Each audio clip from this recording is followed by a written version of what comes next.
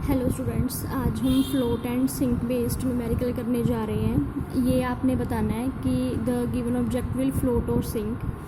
सबसे पहले तो जब कभी भी फ्लोट और सिंक का कंसेप्ट आता है तो ध्यान में ये रखें कि अगर कोई भी ऑब्जेक्ट जो है वो हैवी होगा तो वो ऑब्वियस है वो जो है वो सिंक करेगा, अगर वो लाइटर होगा तो वो फ्लोट करेगा।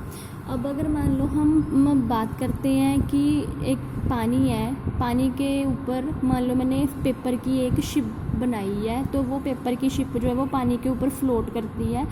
तो उसका रीज़न ये रहता है कि उसकी जो डेंसिटी है, जो पेपर की डेंसिटी है वो कम है एज़ कम्पेयर टू वाटर। तो कभी भी अगर किसी भी ऑब्जेक्ट की डेंसिटी कम होगी तो वो फ्लोट करता है, ज़्यादा होगी तो वो सिंक करता है। तो अब फर्स्ट क्वेश्चन आ रहा है, the volume of 50 gram of substance is 20 centimetre cube if the density of water is 1 ग्राम पर centimetre cube, will the substance float और सिंक।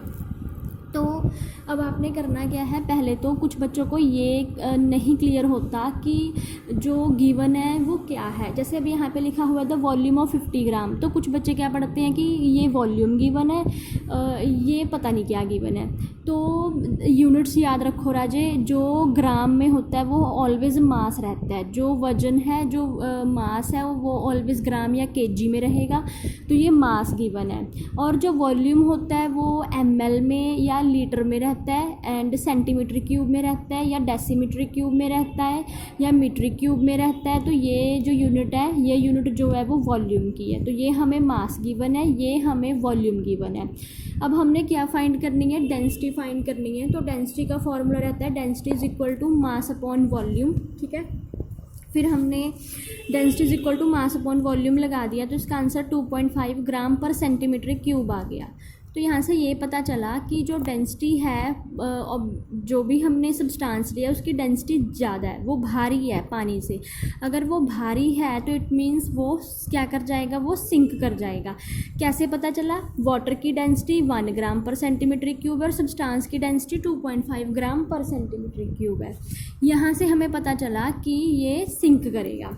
अब नेक्स्ट क्वेश्चन आ रहा है, volume of 500 gram of sealed packed is this. अब देखो, मैंने पहले बताया, यूनिट प्लीज़ उसके ऊपर ध्यान दो। सेंटीमीटर क्यूब है, मीटर क्यूब है, डेसीमीटर क्यूब है, लीटर है, ml है, तो वो वॉल्यूम है। तो ये हमें वॉल्यूम गिवन है। अब है विल द पैकेट फ्लोट और सिंक। तो पहले उन्होंने पूछ लिया कि ये फ्लोट करेगा या सिंक करेगा, तो मीन्स पहले इसकी डेंसिटी निकाल लो। Density is equal to mass upon volume. अब मास 500 ग्राम है, वॉल्यूम 350 सेंटीमीटर क्यूब है। तो अब हमने क्या निकाल ली, इसकी डेंसिटी निकाल ली। डेंसिटी आ गई 1.428, मीन्स ये पानी की डेंसिटी से ज़्यादा है। इट मीन्स ये सब्सटेंस भी क्या है, जो ये सील्ड पैकेट है, ये भी पानी से क्या है, भारी है। अगर भारी होगा तो वो क्या हो जाएगा, सिंक कर जाएगा, मीन्स डूब जाएगा। तो अब नेक्स्ट क्वेश्चन है, what will be the mass of water displaced by this packet, कि कितना पानी वो बाहर निकालेगा। तो अब हमारे पास एक कंसेप्ट आता है कि बियॉन्से का, तो उसमें हमें ये बताते हैं, बियॉन्से या थर्स्ट में हमें ये बताया जाता है कि अगर कोई भी ऑब्जेक्ट वाटर में जाता है तो अब उसके ऊपर जो वाटर है वो भी एक ऑपोजिट फोर्स लगाता है। अब मान लो ये मेरे पास क्या है, ये वाटर है। अब इसमें क्या है, इसमें ये कोई भी जो किश्ती है, जो कोई शिप है वो चल रही है।